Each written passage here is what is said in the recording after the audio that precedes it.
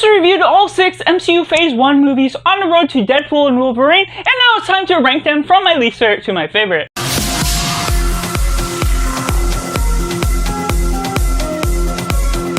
Welcome to Cinema, where we focus on a film. I'm Josh, this is Simply Cinema. Let me know down in the comments below how you would rank MCU's Phase 1 from your least favorite to your favorite. Let's join in the comments down below. Be respectful of other opinions, because we all come from different cultures, different backgrounds, where we want different things from different movies. And so we could have different reviews, hot takes, and everything in between. So getting right into it, coming in last place, we have Iron Man 2. One that handles everything in an organized fashion, but feels destructured with trying to tackle too many subjects, things that you're questioning which movie a certain subplot came from, and multiple of them came from Iron Man 2. While we get a banger in the very beginning of this film, the progression of Ivan Vanko becoming Whiplash, and we get Iron Man landing on the stage for the first time with the world knowing he's Iron Man 2, there's lots of subplots along the way that slowly diverge this film from being something that could have been so much greater. There's a rush storyline that obviously there was a release date that pushed Jon Favreau too far past what he could have brought out of a better organized film, and just getting the subplot of Tony and his father, Ivan Vanko and Justin Hammer, their dynamic relationship, which is also too divergent from each other. They contrast in ways that I don't particularly love, even if their performances are great on their own.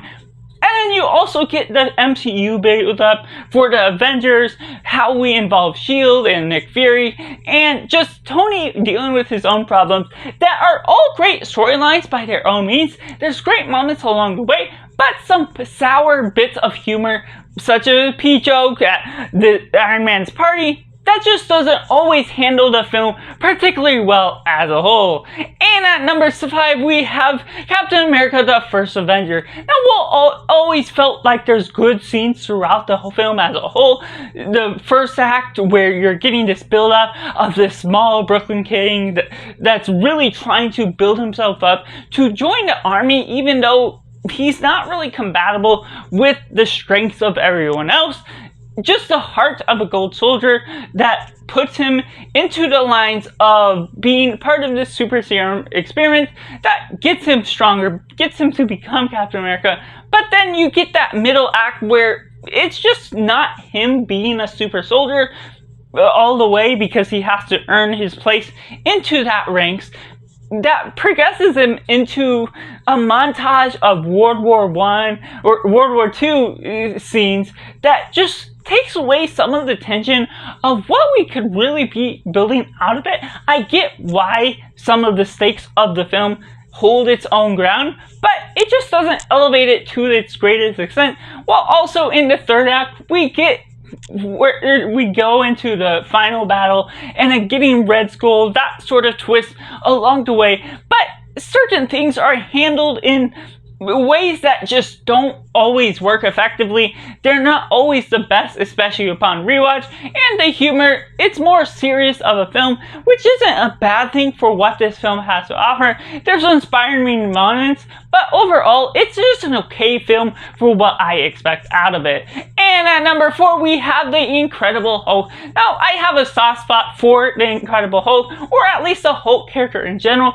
Hulk and Bruce Banner, what you can build out of that story has a lot of substance, and this one is the black sheep of the MCU. It doesn't feel great to be set within everything it has to hold.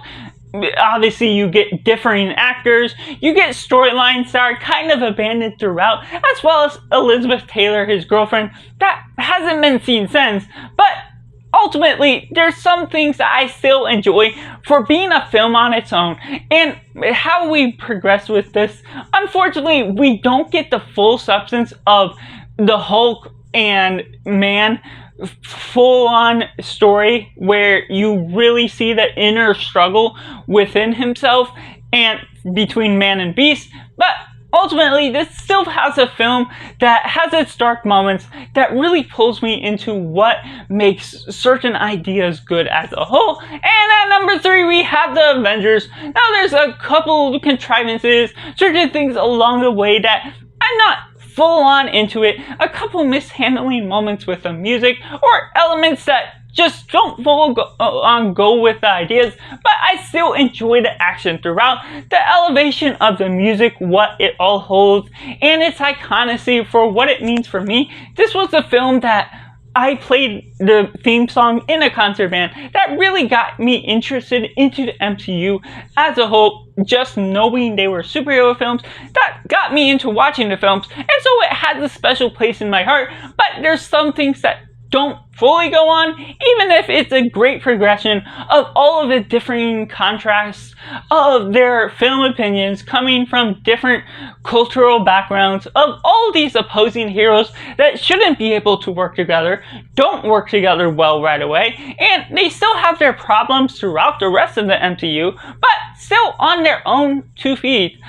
They're able to pull off a film that is a well-assembled project, has great opposing characters that, while they can't always work together immediately, once they find their ground, understand the villain's intentions and motivations, they're really able to properly handle their team that handles and assembles by the end of the day. And second to last, we got Thor. While this is one of the more underrated films for me personally, I understand some of the hate toward it, but for me personally, the mythological and fantastical elements that really build upon the Force builds in a Shakespearean-inspired poetic tale that goes into gods and myths in an interesting way that I love exploring, and how they build that into the sci-fi field while also having fish out of water comedy throughout the film builds up Thor in this humble state to really build on his humility, as he's often arrogant and prideful, and how they establish the story in that substance,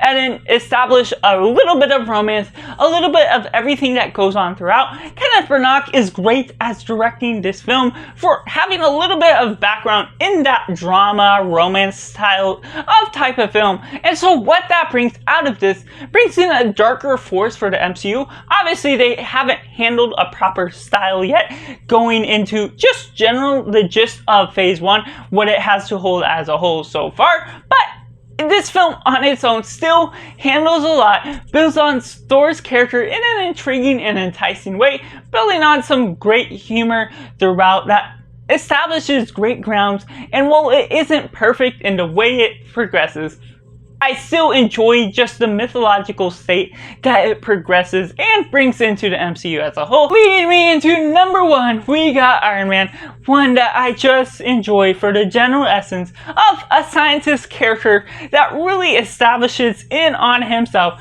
being almost like Thor, arrogant in his own ways, and irresponsible in different things, just being a billionaire that has earned all his living from mostly what his father did, but generally going about different things that go along the way in a nice and organized fashion, just having this prologue and then throwing us right into the gist of how we're getting the idea of Iron Man having to build a suit from scraps in a cave, and then what progresses going on from that, trying to become more responsible, take responsibility for its action, and what that builds as an origin story is so inspiring, so superficial to the nature of what we get out of this superhero, just building himself in the suit and becoming a better person and a better character transformation out of himself that really brings out the sci-fi aspects in a fantastic way, building on the simplicity of what they may not have known